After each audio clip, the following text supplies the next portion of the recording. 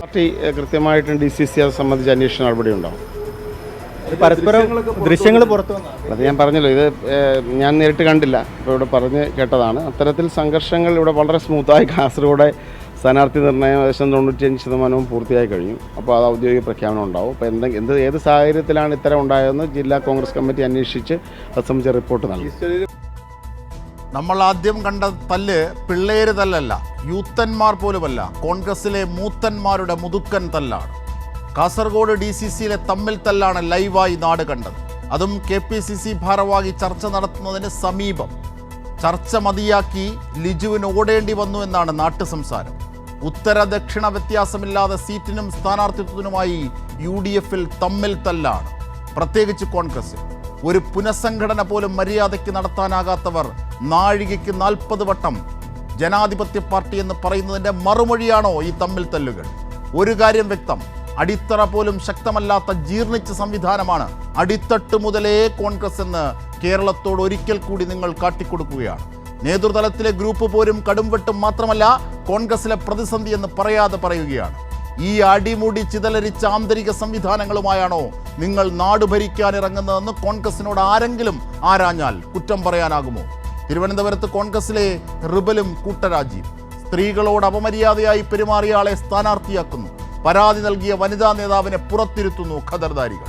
കൊല്ലത്തും തൃശ്ശൂരിലും DCC ഓഫീസുകളിൽ ഉപരോധം. കൈപ്പത്തി ചിഹ്നമാണെന്ന് കരുതി കൈവിരൽ പോലെ വ്യത്യസ്തതയുടെ മാതൃക ഇങ്ങനെ കാട്ടണോ കോൺഗ്രസെ?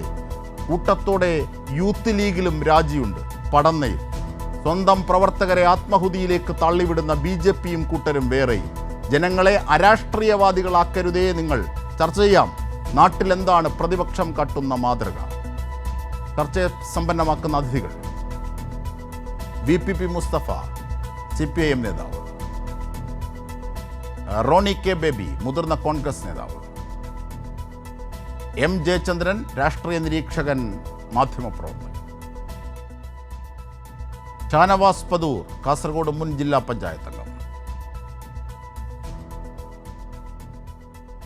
ആദ്യം ശ്രീ കോൺഗ്രസ് നേതാവ് റോണി കെ ബേബിയിലേക്ക്. ശ്രീ റോണി കെ ബേബി, കാസർഗോഡ് DCCയിൽ അതും M ലിജു എന്ന KPCC ഭാരവാഹി ചർച്ച നടത്തുന്നതിന് ഒരു മതിലിപ്പുറം തമ്മിൽ തല്ലാണ്. ഇത് കാസർഗോട്ടെ മാത്രം പ്രത്യേകതയല്ല. കേരളത്തിൽ UDFൽ പ്രത്യേകിച്ച് കോൺഗ്രസിലാകെ ഇത്തരത്തിൽ സ്ഥാനാർത്ഥികൾ, റിബലുകൾ, കൂട്ടരാജികൾ, അത് തിരുവനന്തപുരത്തിനേ തുടങ്ങുന്നതാണ്. ആ വിശേഷങ്ങളിലേക്കൊക്കെ നമുക്ക് പോകാം. എന്താണ് ഇങ്ങനെ? എന്തൊക്കെയാണ് ഇത് നൽകുന്ന സന്ദേശങ്ങൾ? ബഹുമാനപ്പെട്ട കൈരളി TV ഇന്ന് ഈ വിഷയം ചർച്ച ചെയ്യുന്നതിന് പിന്നിൽ മറ്റൊരു ലക്ഷ്യമുണ്ട് എന്ന് ഞാൻ ഉറച്ചു വിശ്വസിക്കുകയാണ്. എന്ത് ലക്ഷ്യം? കൈരളി TVയുടെ മാധ്യമധർമ്മം സത്യസന്ധമാണെങ്കിൽ നിങ്ങൾ ഇന്ന് ചർച്ച ചെയ്യേണ്ടത് കേരളം ഇന്നത്തെ ദിവസം ചർച്ച ചെയ്യുന്ന ദേവസ്വം ബോർഡിന്റെ മുൻ പ്രസിഡന്റ്, അദ്ദേഹം ഇന്ന് അറസ്റ്റ് ചെയ്യപ്പെട്ടിരിക്കുകയാണ്. ഓരോ വിക്കറ്റുകൾ വീണുകൊണ്ടിരിക്കുകയാണ്. ദേവസ്വം ബോർഡിന്റെ 2 പ്രസിഡന്റുമാര് അതിന്റെ SIT കോടതിയുടെ മേൽനോട്ടത്തിൽ അന്വേഷണം നടത്തണമെന്ന് പറഞ്ഞ് കോടതി SITയെ നിയമിച്ചത് സർക്കാരും ദേവസ്വം ബോർഡും കോടതിയിൽ ആവശ്യപ്പെട്ടത് കൂടിയാണ്. അത് SIT അതിൻ്റെ വഴിക്ക് നോക്കിക്കൊള്ളും. നമുക്ക് തദ്ദേശം സ്വയംഭരണം, അധികാര വികേന്ദ്രീകരണത്തിൻ്റെ വലിയ മാതൃക അത് മുമ്പോട്ട് വെക്കണ്ടേ? അതിലെ പ്രശ്നങ്ങൾ പറയണ്ടേ? അങ്ങനെയൊക്കെ ശരി, നമുക്ക് ആ വിഷയം തന്നെ കൃത്യമായി തന്നെ ചർച്ച ചെയ്യാം. നമ്മുടെ വേദഗ്രന്ഥങ്ങളിലൊക്കെ ഒരു പരാമർശമുണ്ട്, അല്ലെങ്കിൽ ഒരു വാചകമുണ്ട്. അതിതാണ്: സ്വന്തം കണ്ണിലെ തടിക്കഷ്ണം എടുത്തു മാറ്റിയിട്ട് അവരന്റെ കണ്ണിലെ കരട് ഊതി മാറ്റുവാൻ വേണ്ടി ശ്രമിക്കുകയായിരുന്നു. ഇവിടെ കോൺഗ്രസില് സംലടിയാണ് എന്ന് ഇന്ന് കൈരളി TV ചർച്ച ചെയ്യുമ്പോൾ CPMല് അകത്തുണ്ടാകുന്ന അന്തചിത്രങ്ങൾ കൂടി ഒന്ന് ചർച്ച ചെയ്യുന്നത് നല്ലതായിരിക്കും. കാസർഗോഡ് മുതൽ തിരുവനന്തപുരം വരെ ഇങ്ങ് പരിശോധിച്ചു കഴിഞ്ഞാൽ എത്രയോ ജില്ലകളിൽ CPMന്റെ അകത്തു നിന്നും കൂട്ടരാജി, CPMന്റെ അകത്തു നിന്നും പുറത്തേക്ക് വരുന്നു. ഞാൻ ഒരു കാര്യം മാത്രം ചൂണ്ടിക്കാണിക്കാം. ഒരുപാട് ഉദാഹരണങ്ങൾ എന്റെ മുമ്പിലുണ്ട്. പാലക്കാട് ജില്ലയിൽ അവിടെ എത്രയോ പഞ്ചായത്തുകളിലാണ് CPMന്റെ മുൻ ലോക്കൽ സെക്രട്ടറിമാര്, ബ്രാഞ്ച് സെക്രട്ടറിമാര്, ജില്ലാ കമ്മിറ്റി അംഗങ്ങള്, SFI നേതാക്കള്, അവര് ഇപ്പൊ മുന്നണിയുടെ പേര് തന്നെ പറയാം, ജനകീയ മതേതര മുന്നണി. അവർ പറയുന്നത് ഞങ്ങൾ PK ശശിയെ അനുകൂലിക്കുന്നവരാണ്. CPMല് PK ശശിയെ ഇപ്പോഴും CPIM നിൽക്കുമ്പോൾ ഏതെങ്കിലും മാധ്യമ വാർത്തയുടെ അടിസ്ഥാനത്തിൽ ഉള്ള കാര്യങ്ങൾ ഇന്ന് ഞാനത് കണ്ടിരുന്നു. ഈ മത്സരിക്കുന്നവർ തന്നെ അതിൻ്റെ ഭാഗമായ ഈ താങ്കൾ ഇപ്പോൾ പറഞ്ഞ പ്രസ്ഥാനത്തിൻ്റെ ആൾക്കാർ തന്നെ പറയുന്നു അവർക്ക് ശ്രീ ശശിയുമായി ഒരു ബന്ധവുമില്ല, ശശി ഇപ്പോഴും CPIയിലാണുള്ളത്. എന്തിനാണ് വെറുതെ അത്തരം എടുക്കാച്ചരക്കുകൾ? നമുക്ക് റോണി കെ ബേബി, നമുക്ക് CPIഎമ്മിൻ്റെ പ്രതിയുണ്ട് VP മുസ്തഫ, നമുക്ക് അദ്ദേഹത്തോട് ചോദിക്കാം. CPIഎമ്മിൻ്റെ കാര്യം അദ്ദേഹം പറയട്ടെ. ഞാൻ ചോദിക്കുന്നത് കോൺഗ്രസ്സിലെ പ്രശ്നങ്ങൾ ഇങ്ങനെ തമ്മിൽ തല്ല്, കൂട്ടത്തല്ല് അതൊക്കെ ക്യാമറയ്ക്ക് മുന്നിൽ നടത്തുകയാണ്. എല്ലാ വിധത്തിലുമുള്ള അതിരുകൾ ഭേദിക്കുന്നു. അതാണ് ഈ ഒറ്റപ്പെട്ട സംഭവങ്ങളേക്കാളും ഇന്ന് കൈരളി ടിവിക്ക് ചർച്ച ചെയ്യുവാനായിട്ട് ഒരു വിഷ്വല് കിട്ടി. കൈരളി TV അത് ആഘോഷിക്കുന്നു.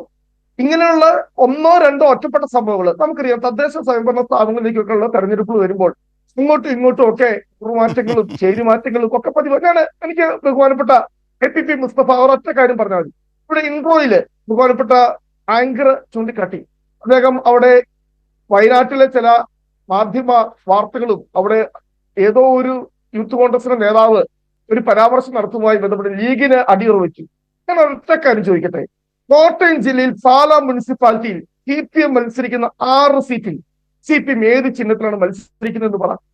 പാലാ മുനിസിപ്പാലിറ്റിയിലെ 24 സീറ്റിൽ CPMന് കിട്ടിയ 6 സീറ്റിൽ ഒരു സീറ്റിലെങ്കിലും നിങ്ങൾക്ക് അരിവാൾ ചുറ്റിക നക്ഷത്രം എന്ന പാർട്ടി ചിഹ്നത്തിൽ നിങ്ങൾക്ക് മത്സരിക്കാനായിട്ട് കഴിഞ്ഞോ? അവിടെ കേരള കോൺഗ്രസ്സുകാർ പറയുന്നു ഞങ്ങൾക്ക് ചെങ്കൊടി പിടിക്കാൻ കഴിയില്ല. ജോസ് കെ മാണിയുടെ അനുയായികൾ പറയുന്നു ഞങ്ങൾക്ക് ചെങ്കൊടി പിടിക്കാൻ കഴിയില്ല. അതുകൊണ്ട് CPMന്റെ സ്ഥാനാർത്ഥികൾ സ്വതന്ത്രരായി അതൊക്കെ ശ്രീ റോണി കെ ബേബിയുടെ വിശാലാർത്ഥത്തിലുള്ള സങ്കല്പങ്ങൾ മാത്രമാണ്. അവർ ഒരു മുന്നണിയല്ലേ? അവർ ഇനി സമയത്ത് തദ്ദേശ സ്വയംഭരണ തെരഞ്ഞെടുപ്പുമായി ബന്ധപ്പെട്ട് വിജയസാധ്യതകൾ കണ്ട് അവർ ചെയ്യുന്ന നീക്കുപോക്കുകൾ പോലെയാണോ ഈ കൂട്ടത്തല്ല്? ഇത് ഇവിടെയാണോ? തിരുവനന്തപുരം തലസ്ഥാനത്ത് വിൻസെൻറ്റിനെതിരെ എത്ര പേരാണ് രംഗത്തെത്തി റിബൽ സ്ഥാനാർത്ഥികളായി മത്സരിക്കുന്നത്? എത്ര രാജിയാണ് ഉണ്ടായത്? ചിറയൻകീഴ് കോർ കമ്മിറ്റിയിൽ അധ്യക്ഷ രമണി P നായർ രാജിവെച്ചില്ലേ? ആനന്ദ് DCC ജനറൽ സെക്രട്ടറി രാജിവെച്ചില്ലേ? അതുപോലെ തന്നെ മണക്കാട് സുരേഷ് കോർ കമ്മിറ്റിയിൽ ഭാഗവാക്കായി അദ്ദേഹം രാജി പ്രഖ്യാപിക്കുന്നു. പിന്നീട് വലിയ അർത്ഥത്തിൽ കോംപ്രമൈസിന് ശ്രമിക്കുന്നു. ഇങ്ങനെ എന്തൊക്കെ പ്രശ്നങ്ങളാണ്. മാത്രമല്ല റസിയ എന്ന നിങ്ങളുടെ മുൻ സ്ഥാനാർത്ഥി തന്നെ രംഗത്തെത്തുകയാണ് ഇപ്പോഴത്തെ സ്ഥാനാർത്ഥിക്കെതിരെ. കാരണം അയാൾക്കെതിരെ ഇവർ ഒരു പരാതി നൽകിയിട്ടുണ്ട്. ആ പരാതി കോൺഗ്രസ് പാർട്ടി പരിഗണിക്കാതിരുന്നു എന്ന വലിയ പരിഭവം അവർ പറയുന്നു. അവർ വലിയ പരാതി പറയുന്നു. അതിനോട് ഇന്ന് K മുരളീധരൻ പ്രതികരിച്ചതും അതിനുശേഷം റസിയ അതിന് മറുപടി നൽകിയതുമൊക്കെ നമുക്ക് കേൾക്കാം. അപ്പോൾ ഇത് ഒറ്റപ്പെട്ട സംഭവമല്ല പ്രൊഫസർ റോണി കെ ബേബി. തിരുവനന്തപുരം ചൂണ്ടിക്കാട്ടിയതുകൊണ്ട് മാത്രം ഞാൻ ആദ്യം പാലക്കാട് പറഞ്ഞപ്പോൾ അങ്ങ് പറഞ്ഞു ഞാൻ വ്യാജ വാർത്തകൾ പറയുകയാണ്, വ്യാജം പറയുകയാണ്. അങ്ങ് തിരുവനന്തപുരത്തെ കാര്യം പറഞ്ഞുകൊണ്ട് മാത്രം ഞാൻ ഒരു കാര്യം ചോദിക്കാം. K ശ്രീകണ്ഠൻ അങ്ങേക്ക് പരിചയമുണ്ടാവും തിരുവനന്തപുരത്ത്. ദേശാഭിമാനിയുടെ മുൻ ബ്യൂറോ ചീഫാണ് അദ്ദേഹം. ഇപ്പോൾ എവിടെയാണ് മത്സരിക്കുന്നത്? CPMലാണോ മത്സരിക്കുന്നത്? അതോ CPMന് പുറത്താണോ? CPMന്റെ റിബലാണോ? അല്ല, അദ്ദേഹം ഒരു മാധ്യമ പ്രവർത്തകരാണല്ലോ. അത്തരത്തിൽ സീറ്റ് കിട്ടാത്തവരോ പിണങ്ങിപ്പോകുന്നവരോ ഒന്നുമല്ല ഇവിടുത്തെ വിഷയം. ഇവിടെ നോക്കൂ, വിൻസെന്റ് MLAയുടെ പേഴ്സണൽ സ്റ്റാഫിൽപ്പെട്ട ആൾ റിബൽ സ്ഥാനാർത്ഥിയാണ്. ഈ വിൻസെന്റിനെതിരെ എത്ര എടുത്താണ് പ്രശ്നങ്ങളുള്ളത്? അതുപോലെ തന്നെ തിരുവനന്തപുരത്ത് മണ്ണന്തല, ഉള്ളൂർ, ചെറുവയ്ക്കൽ, നേമം ഇവിടെയൊക്കെ ഈ റിബൽ സ്ഥാനാർത്ഥികളാണ്. നേമത്ത് ആ സ്വഭാവത്തിലും വലിയ തർക്കങ്ങൾ നമ്മൾ കണ്ടതാണ്. അപ്പോൾ ഇങ്ങനെ എണ്ണി പറയാനാണെങ്കിൽ നമുക്ക് ഈ ഡിബേറ്റിൻ്റെ സമയം തികയില്ല. ശ്രീ റോണി കെ ബേബി, അല്ല അതിനെ എനിക്ക് പറഞ്ഞത് നമ്മൾ എണ്ണി പറയുവാണെങ്കിൽ CPM അല്ല ഒരു ജനാധിപത്യ ആംബിയൻസിൽ, പ്രത്യേകിച്ച് തദ്ദേശ സ്വയംഭരണ തെരഞ്ഞെടുപ്പ് പോലെ അധികാര വികേന്ദ്രീകരണത്തിൻ്റെ ഗ്രാസ് റൂട്ട് ലെവലിലുള്ള ഒരു പ്രശ്നത്തിൽ അല്ലെങ്കിൽ ഒരു സംവിധാനത്തിൽ ഒരു പക്ഷേ കല്ലുകടികളോ അല്ലെങ്കിൽ അതിൽ ചില വിയോജിപ്പുകളോ അതിൽ ചില പ്രശ്നങ്ങളോ ഒക്കെ ഉണ്ടാകാം. പക്ഷേ അതിൻ്റെ സീമകളൊക്കെ ലംഘിച്ച് കോൺഗ്രസിൻ്റെ തമ്മിലടിയും കൂട്ടരാജിയും റിബലും ഒക്കെ പുറത്തേക്കെത്തുകയാണ്. KSU കുട്ടികൾ DCC ഓഫീസ് ഉപരോധിച്ചു. എവിടെയാണ്? കൊല്ലത്ത്. തൃശ്ശൂരിലും സമാനമായ സംഭവങ്ങൾ ഉണ്ടായിട്ടുണ്ട്. അപ്പോൾ ഇത് ഒറ്റപ്പെട്ടതല്ല. ഇന്ന് കാസർഗോഡ് DCC ഓഫീസിനുള്ളിൽ അടിയാണ് നമ്മൾ കണ്ടത്. അപ്പോൾ ചെറിയ തർക്കങ്ങൾ, വിയോജിപ്പുകൾ ഒരു ജനാധിപത്യ ആംബിയൻസിനെ വർദ്ധിപ്പിക്കുന്ന ഘടകങ്ങളല്ല ശ്രീ റോണി കെ ബേബി ഇവിടെയൊക്കെ ഉണ്ടാകുന്നത്.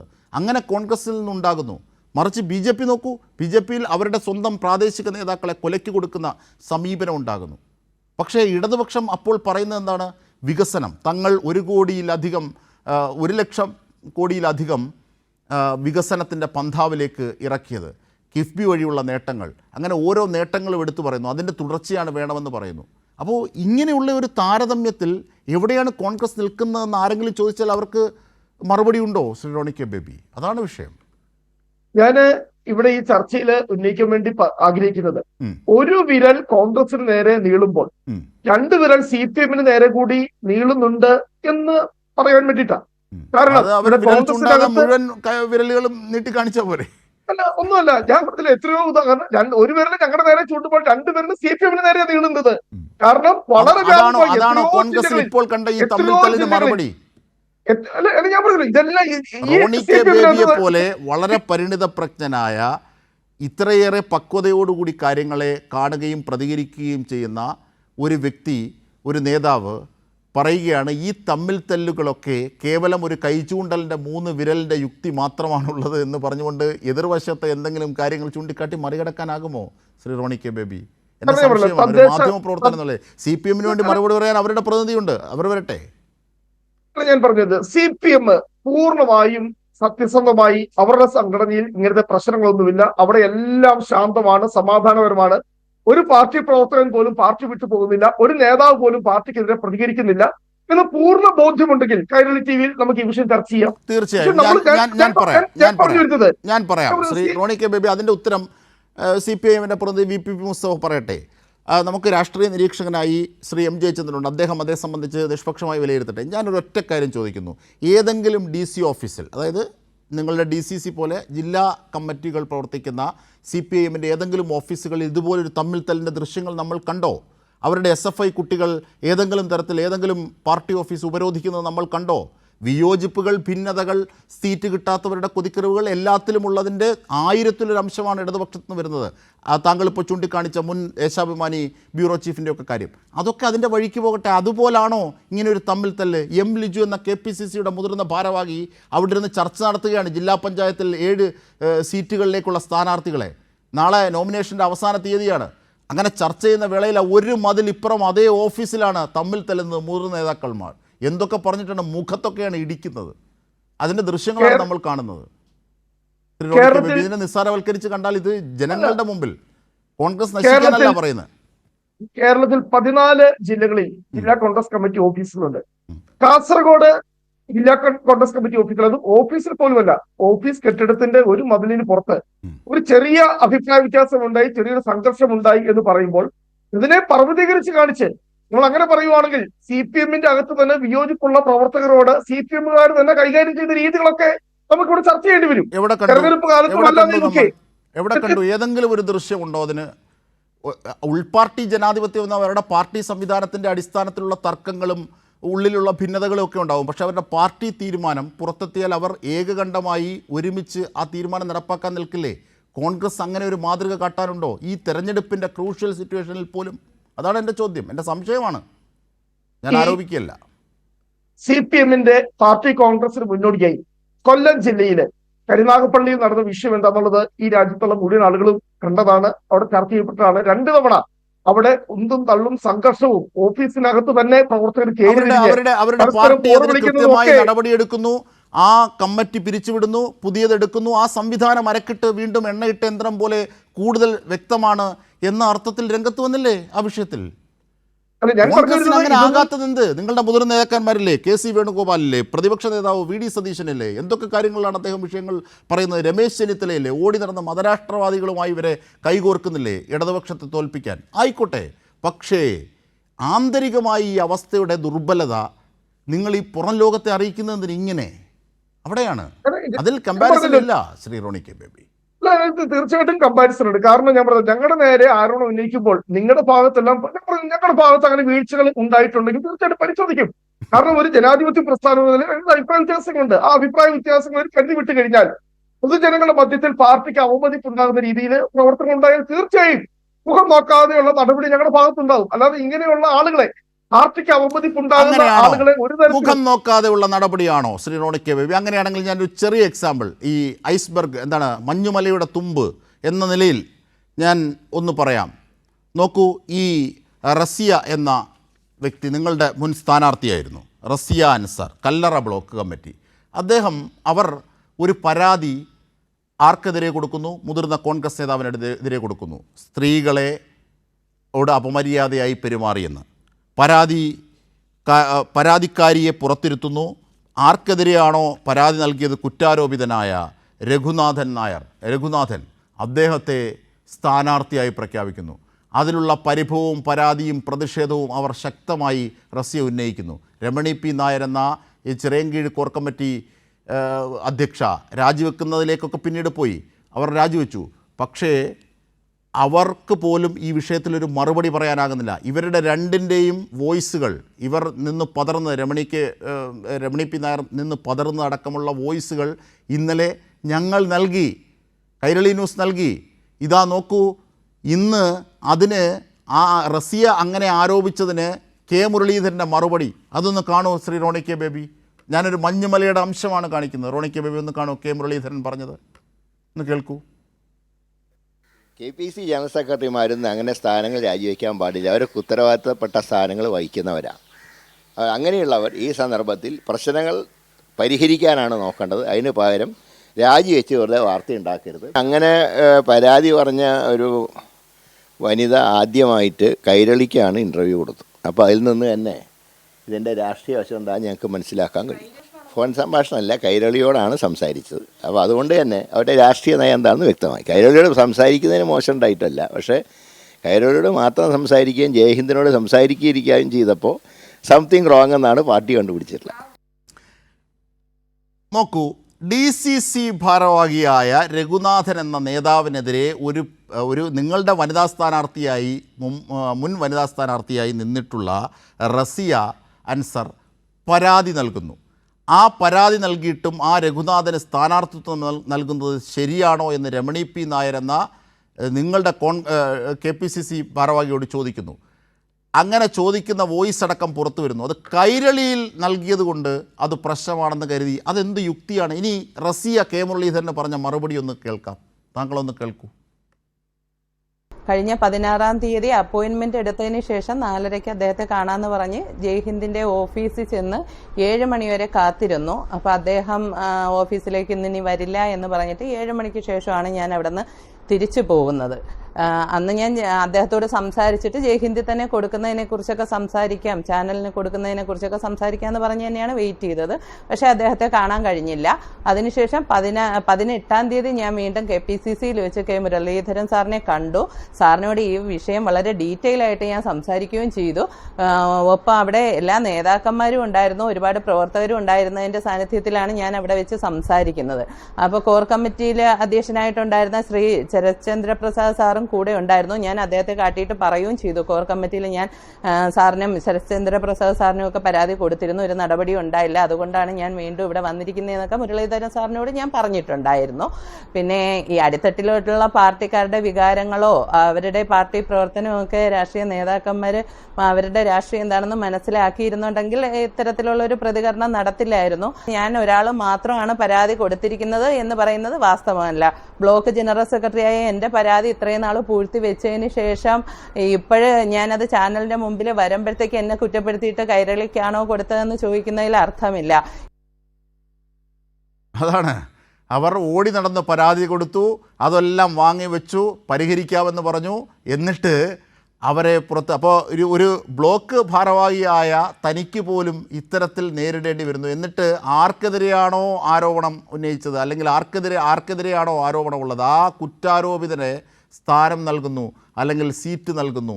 ഇതാണോ കോൺഗ്രസ് ചെയ്യുന്നത്? എന്നിട്ട് കൈരളിയോട് മാത്രം പറഞ്ഞു. അതാണോ തെറ്റ്? അതാണോ അതിൻ്റെ യുക്തിപരമായ മറുപടി? Shri Roni K baby.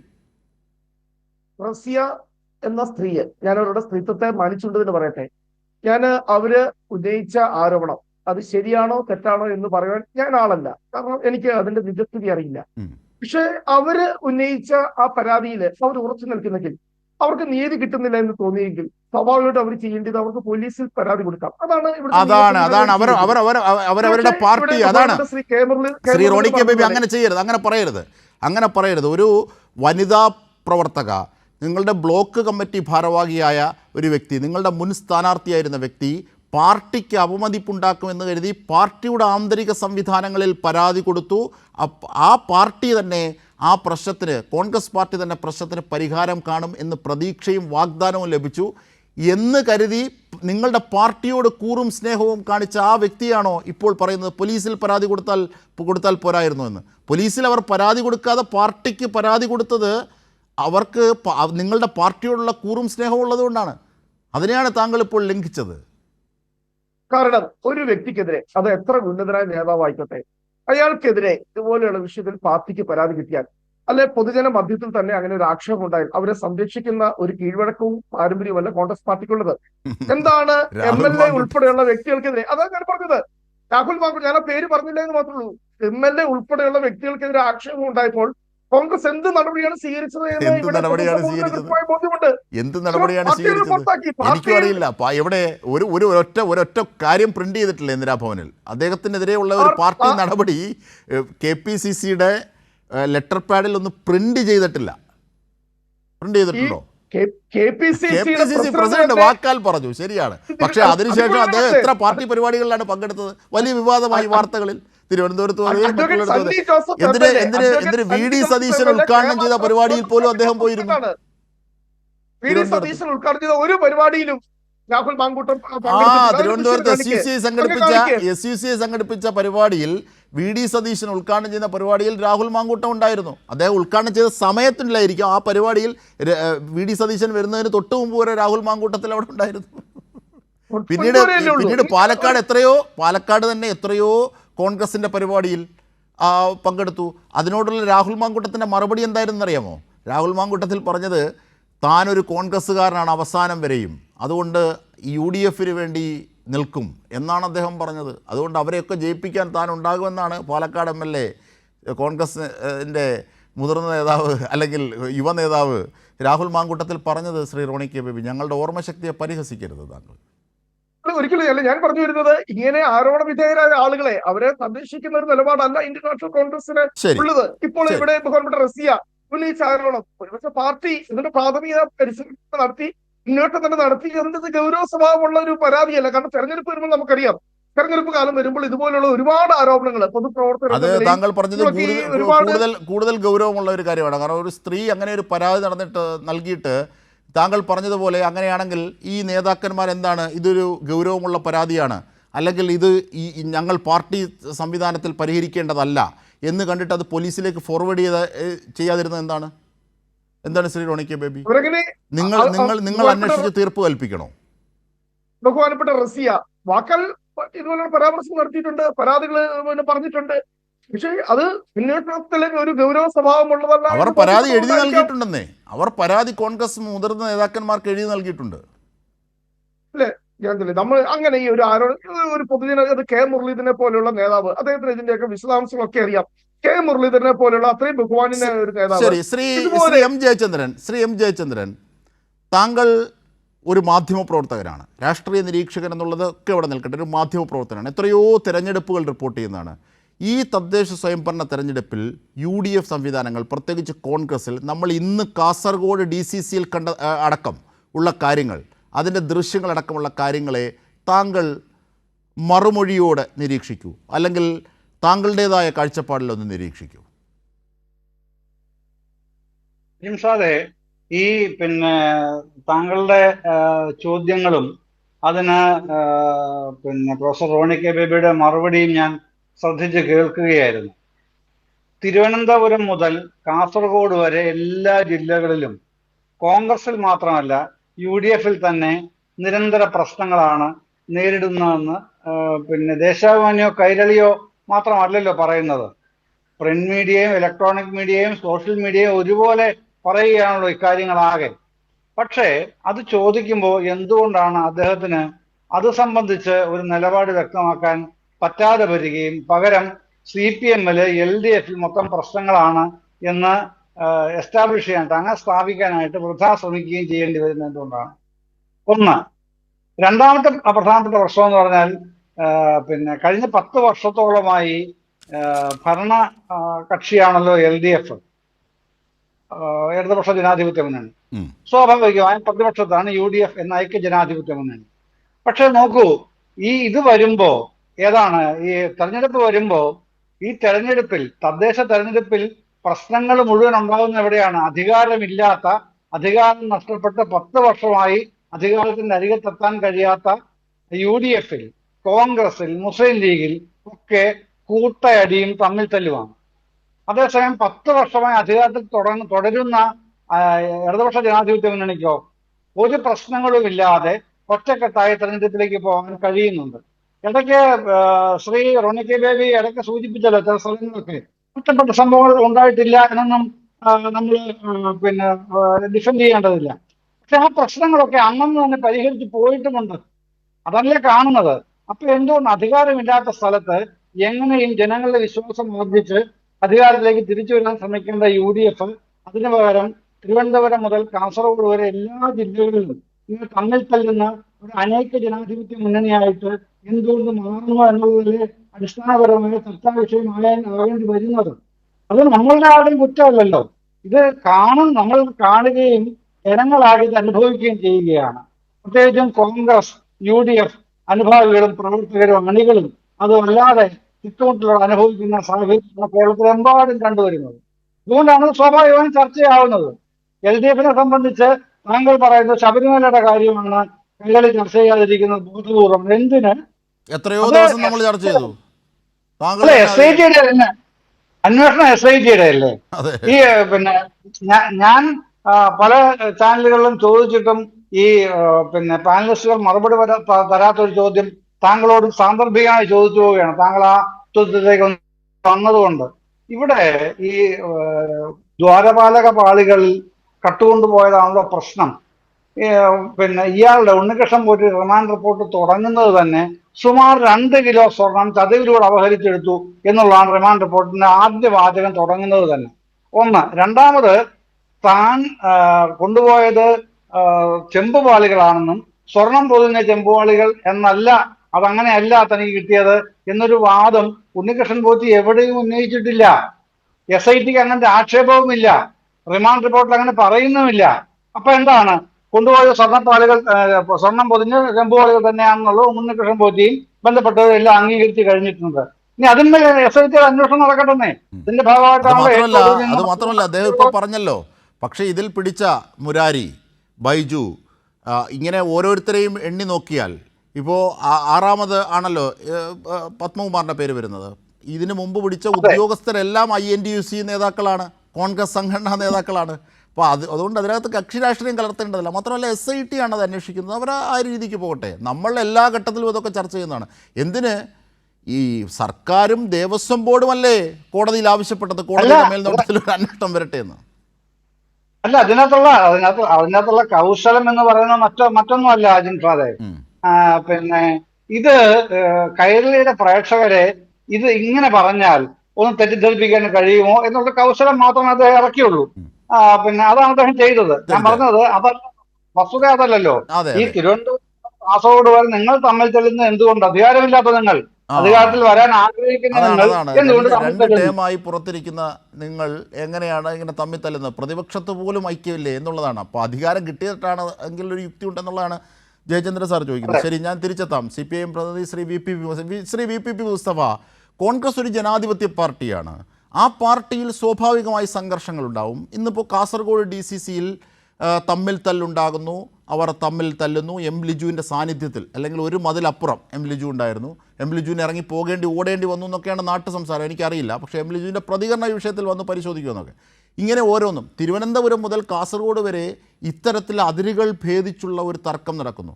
അത് സ്വാഭാവികമായ ഒരു ജനാധിപത്യ പാർട്ടിയിൽ ഉണ്ടാകുന്നതല്ലേ? നിങ്ങളുടെ ഇടയിൽ തർക്കമില്ലേ? എന്തിനാണ് ഇതിനെ ഇങ്ങനെ ഫോക്കസ് ചെയ്ത് പെരുപ്പിച്ച് കാട്ടുന്നത് എന്നതാണ് അവർ ചോദിക്കുന്നത്. റോണി കെ ബേബി.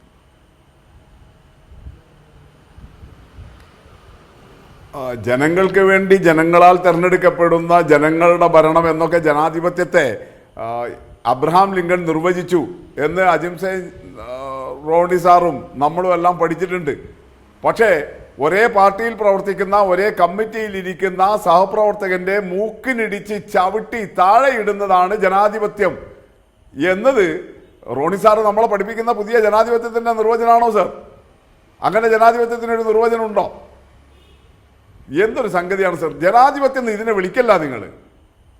കാസർഗോഡ് ജില്ലയിൽ തന്നെ പടന്ന എന്ന് പറയുന്ന സ്ഥലത്ത് രാത്രിയിലാണ്, പാതിരാത്രിയിൽ ലീഗിൻ്റെ പ്രായമുള്ള നേതാക്കളെ ഓഫീസിലിട്ട് പൂട്ടി പുറത്ത് വെച്ചിട്ട് അവരുടെ യൂത്ത് ലീഗിൻ്റെ വിഭാഗം മുദ്രാവാക്യം വിളിക്കുന്നു.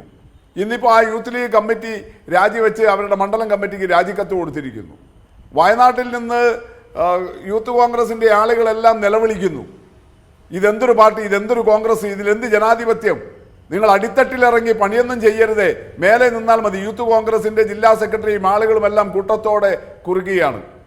വയനാട്ടിലെ കോൺഗ്രസിൻ്റെ DCCയുടെ സെക്രട്ടറി ഗോകുൽദാസ് അയാൾ രാജിവെച്ച് കോൺഗ്രസിനെ വിമർശിച്ച് പുറത്തു പോകുന്നു.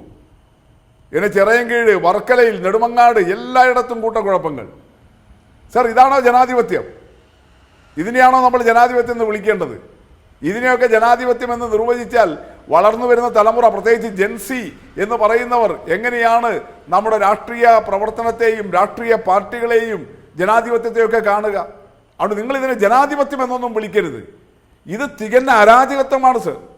സ്ഥാനമാനങ്ങൾക്ക് വേണ്ടി, പദവികൾക്ക് വേണ്ടി, അധികാരത്തിനു വേണ്ടി നിങ്ങൾ ഇങ്ങനെ അധികാരത്തിൻ്റെ അപ്പകഷ്ണങ്ങൾക്ക് വേണ്ടി ചക്കരക്കുടം കൈയിട്ട് വാരാൻ വേണ്ടിയിട്ട് കോൺഗ്രസ് കാണിക്കുന്ന, UDF കാണിക്കുന്ന അങ്ങേയറ്റം മ്ലേച്ഛമായ പ്രവർത്തനം, ഇതല്ല സർ ജനാധിപത്യം. ഒരു കമ്മിറ്റിയിൽ ഇരിക്കുന്നവർ ഒരുമിച്ചിരിക്കുന്നു, നമ്മുടെ പ്രദേശത്തെ സ്ഥാനാർത്ഥി ആരാവണം, ആ കമ്മിറ്റിയിലെ ഓരോരുത്തരും നിർഭയം അഭിപ്രായം പറയുന്നു. എല്ലാ അഭിപ്രായങ്ങളും കേട്ട് ഒന്നുകിൽ ഐകകണ്ഠേന അല്ലെങ്കിൽ ഭൂരിപക്ഷ പ്രകാരം ഒരു തീരുമാനമെടുക്കുന്നു. തീരുമാനമെടുത്തു കഴിഞ്ഞാൽ യോജിച്ചവരും വിയോജിപ്പിച്ചവരും എല്ലാം ഒരുമിച്ച് ആ തീരുമാനം, പാർട്ടി തീരുമാനം നടപ്പിലാക്കാൻ രംഗത്തിറങ്ങുന്നു. ഇതല്ലേ സർ ജനാധിപത്യം? അതിനെയല്ലേ നമ്മൾ ജനാധിപത്യം എന്ന് വിളിക്കേണ്ടത്? നിങ്ങൾക്ക് ആവിഷ്കാര സ്വാതന്ത്ര്യമുണ്ട്, അവരൻ്റെ മൂക്കിൻ തുമ്പ് വരെ, അല്ലാതെ അയാളുടെ മൂക്കിനിടിച്ച് ചോര വരുത്താനല്ലല്ലോ സർ ആവിഷ്കാര സ്വാതന്ത്ര്യവും അഭിപ്രായ സ്വാതന്ത്ര്യവും. അതിനെ ജനാധിപത്യം എന്ന് നമ്മൾ വിളിക്കാമോ? അതുകൊണ്ട് എവിടെയാണ് ഗാന്ധിജിയുടെ കോൺഗ്രസ്? എവിടെയാണ് പണ്ഡിറ്റ് ജവഹർലാൽ നെഹ്റുവിൻ്റെ കോൺഗ്രസ്? അത് ചെന്നെത്തിപ്പെട്ടിരിക്കുന്ന ഏറ്റവും ദാരുണമായ അവസ്ഥ, ആ അവസ്ഥയെ അങ്ങനെ തന്നെ വിമർശിച്ച് പറയാൻ തയ്യാറാകണം സർ. നേരത്തെ അജിംസ് ന്യായമായ വണ്ണം റോണി സാറിനോട് ചോദിച്ചല്ലോ, ഇങ്ങനെ CPIM-ലാകെ കുഴപ്പമാണ് എന്ന് പറയുമ്പോൾ നിങ്ങൾ പറ സർ, എവിടെയാണ് CPIM? അതേ പാർട്ടിയിൽപ്പെട്ട ഒരാൾ മറ്റൊരാളുടെ സഹപ്രവർത്തകന്റെ സഖാവിന്റെ മൂക്കിനിടിച്ച് ചവിട്ടി താഴെയിട്ടിട്ടുള്ളത്? നിലമ്പൂരിലെ കോൺഗ്രസ് ഓഫീസിനകത്ത് നമ്മൾ കണ്ടിട്ടുണ്ട്, അവിടെ തൂത്തുവാരാൻ വന്ന ഒരു സ്ത്രീയെ കൊന്ന് ചാക്കിൽ കെട്ടിയ കാര്യം. നിങ്ങൾ നോക്ക്, ഇടുക്കിയിൽ അജിംസെ അവിടെ തൊടുപുഴയിലെ നമ്മുടെ കോളേജിൽ, എഞ്ചിനീയറിംഗ് കോളേജിൽ ധീരജിനെ കൊലപ്പെടുത്തിയ കേസിലെ പ്രതി എന്താ ഇപ്പൊ പറയുന്നത്? വലിയ നിലയിൽ കൊണ്ടു നടന്നതാ മുൻ KPCC പ്രസിഡന്റ്, എന്റെ പിള്ളേർ, അവർ കൊന്നു വന്നാലും ഞാൻ സ്വീകരിക്കുമെന്ന് പറയുന്നത്. എതിർ പാർട്ടിയിലെ ഉള്ളവനെ കുത്തിക്കൊന്നു. അയാളുടെ അച്ഛൻ രാജേന്ദ്രൻ, തളിപ്പറമ്പുകാരൻ, കണ്ണൂര്, ഇതേ സുധാകരനെ ബഹുമാനിച്ചിരുന്ന ഒരു പരമ്പരാഗത കോൺഗ്രസ്സുകാരനായിരുന്നു. നെഞ്ചുപൊട്ടി പറഞ്ഞില്ലേ, ആ ധീരജിനെ കൊലപ്പെടുത്തിയ കേസിലെ ഒന്നാം പ്രതി, നിങ്ങൾ നാട് നീളെ കൊണ്ടു നടന്നയാൾ ഇപ്പൊ എന്താ പറയുന്നത്? വേണ്ടി വന്നാൽ ഞാൻ റിബലായി മത്സരിക്കും. സർ, ഇതാണ്. ഇതിനെയൊന്നും ജനാധിപത്യം എന്ന് വിളിക്കരുത്, ഇതിനെയൊന്നും കോൺഗ്രസ് എന്ന് വിളിക്കരുത്. നിങ്ങൾ ഈ തെമ്മാടത്തിലെല്ലാം കാണിച്ചിട്ട് CPM-ലും അങ്ങനെ, CPM-ൽ എവിടെയാണ് സർ ഉള്ളത് അങ്ങനെ? ഞങ്ങളുടെ പാർട്ടിയിൽ സ്ഥാനാർത്ഥികളെ തീരുമാനിക്കുന്നത് എങ്ങനെയാണ്? നിങ്ങളെപ്പോലെ ഒരു ഹൈക്കമാൻഡാണോ? നിങ്ങളെപ്പോലെ ഒരു ഹൈ പവർ കമ്മിറ്റിയാണോ? എന്തെങ്കിലും കോർ കമ്മിറ്റിയാണോ? തികഞ്ഞ ഉൾപാർട്ടി ജനാധിപത്യത്തിന്റെ അടിസ്ഥാനത്തിലല്ലേ? അതുകൊണ്ടല്ലേ കമ്മ്യൂണിസ്റ്റ് പാർട്ടിയുടെ സ്ഥാനാർത്ഥികളെ എത്ര പേരെ പ്രഖ്യാപിച്ചു? എല്ലായിടത്തും ഞങ്ങൾ രംഗത്തിറങ്ങി കഴിഞ്ഞില്ലേ? കാസർഗോഡ് ഈ ഇടിയുണ്ടായത് ജില്ലാ പഞ്ചായത്ത് സ്ഥാനാർത്ഥികളെ തീരുമാനിക്കാൻ വേണ്ടിയിട്ടാണ്. ഞങ്ങളുടെ സ്ഥാനാർത്ഥികൾ അവിടെ നോമിനേഷൻ കൊടുത്ത് താഴെ വോട്ടർമാരെ കാണാൻ തുടങ്ങിയിട്ട് ആഴ്ച ഒന്ന് പിന്നിട്ടു. ഇതുവരെ നിങ്ങൾക്ക് സ്ഥാനാർത്ഥികളെ പ്രഖ്യാപിക്കാൻ വേണ്ടി കഴിഞ്ഞിട്ടില്ല. നാളെ അവസാന മണിക്കൂറാണ്.